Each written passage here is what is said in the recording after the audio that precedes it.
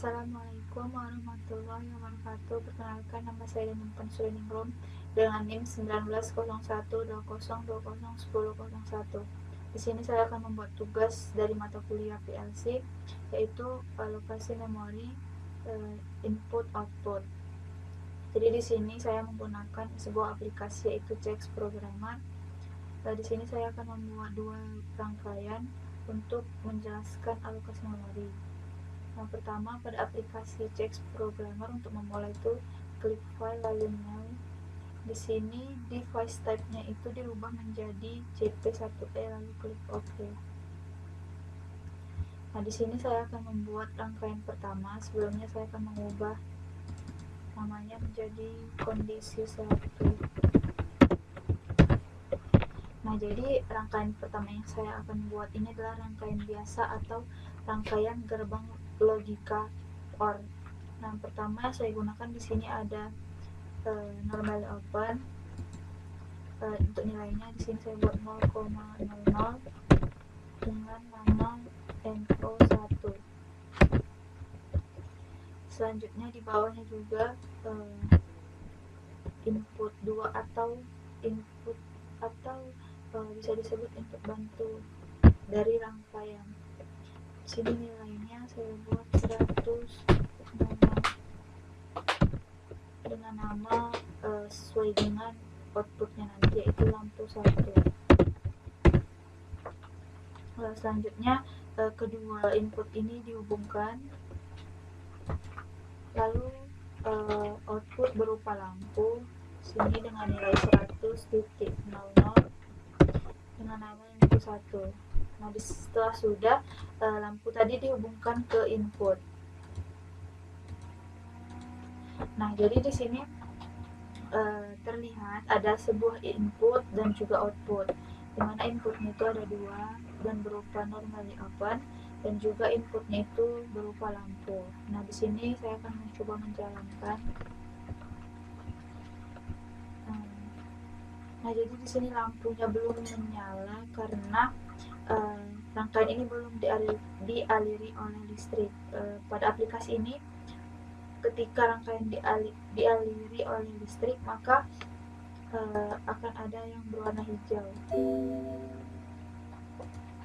seperti ini. Nah, saya akan mencoba untuk membuat NO ini menjadi teraliri oleh listrik dengan klik kanan lalu klik save lalu klik on. Nah, di sini dapat terlihat rangkaiannya sudah terhubung dan lampu 1 akan menyala. Nah, jadi maksud dari rangkaian ini adalah gerbang logika OR atau gerbang logika penjumlahan.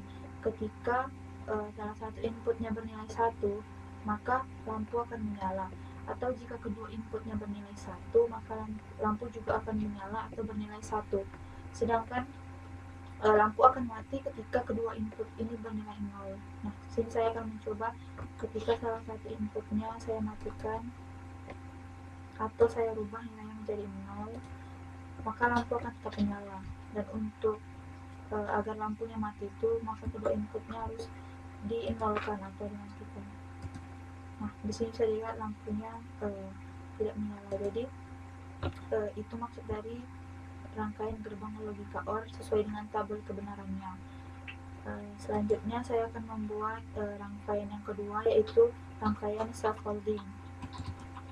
Sini saya akan merubah terlebih dahulu namanya jadi kondisi 2. Sini yang pertama menggunakan normal open juga. Di sini saya buat nilainya 0,01 dengan nama NO1. Nah, selanjutnya yang di bawahnya juga 0.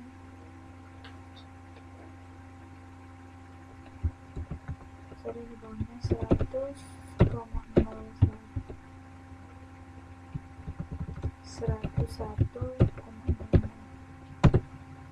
dengan nama lampu 1. Nah, di sini sama seperti tadi dihubungkan. Cuma yang membedakan di sini adalah ada normally close-nya sebagai penguncinya. Di sini nilainya 0,002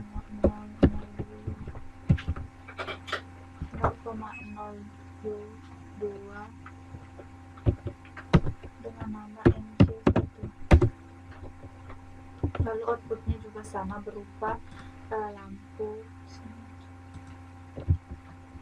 dengan nilai 101.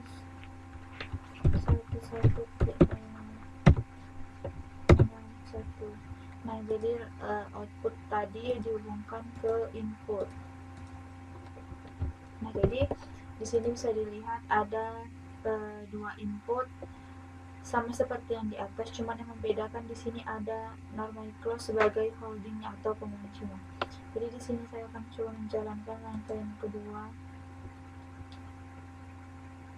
Di sini dapat terlihat kalau normally open itu belum terhubung karena dia masih terbuka.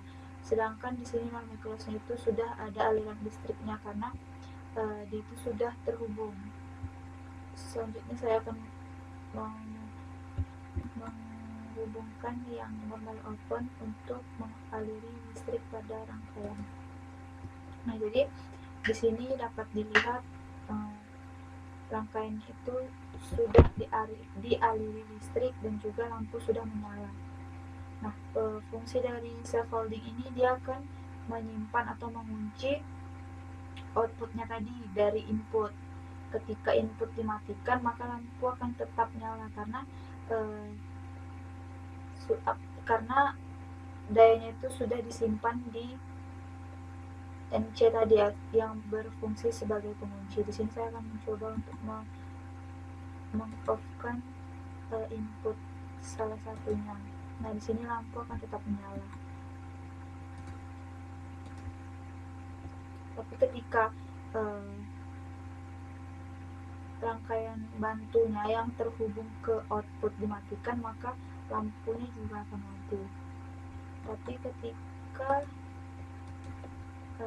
kedua inputnya terhubung dan menyala, untuk otomatis langsung memutuskan aliran listrik agar lampunya mati itu bisa menggunakan MC tadi atau normally close. Di sini bisa di on kan. Nah, maka otomatis lampunya akan mati. Selanjutnya itu dari perintah tugasnya yaitu melihat datasheet dari CP1E. Nah, di sini pengalokasian memori dari input output CP1E ini memiliki capacity, itu ada 10. Maksud dari 10 ini terdapat 6 input dan 4 output untuk sebuah rangkaian. Itu merupakan jumlah maksimal.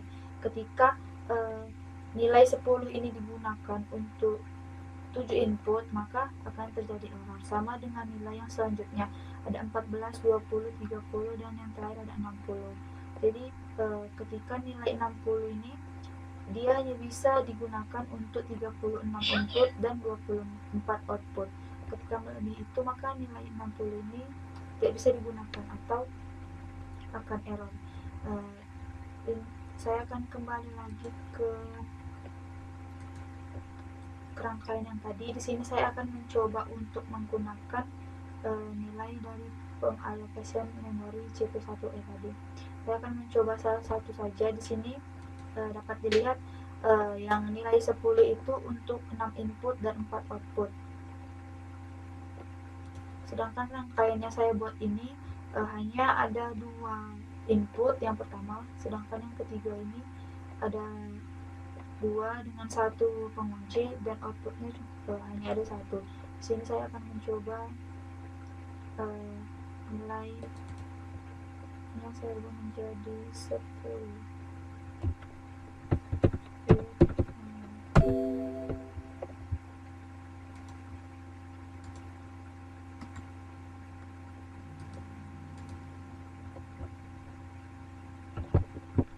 Nilainya akan saya edit dan saya ubah menjadi 10.0.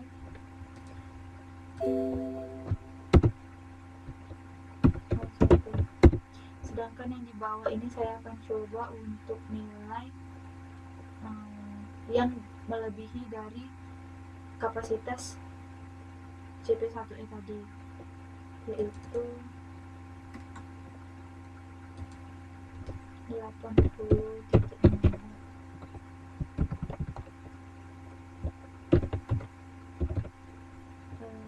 Saya akan coba satu persatu dulu. Nah, ini untuk yang nilai 10 akan saya coba jalankan. Jadi di sini dapat terlihat tidak terjadi error, dan untuk mencoba sama seperti tadi di rangkaian pertama saya coba hubungkan, nah lampu menyala dan pada kondisi 2 juga menyala. Jadi kapasitas dari input outputnya itu sangat berguna untuk kita ketahui, karena ketika melebihi atau tidak sesuai dengan yang ada di datasheet maka akan terjadi error. Selanjutnya saya akan mencoba menggunakan nilai yang melebihi dari kapasitasnya, yaitu 80.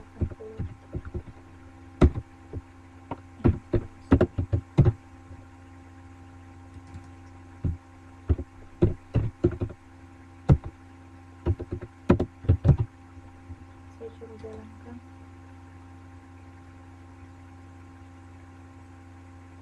Di sini dapat terhubung juga.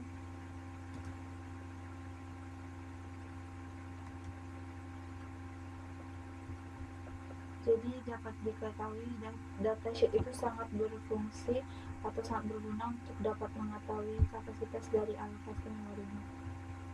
Mungkin sekian yang dapat saya sampaikan. Apabila ada kesalahan mohon dimaafkan. Terima kasih.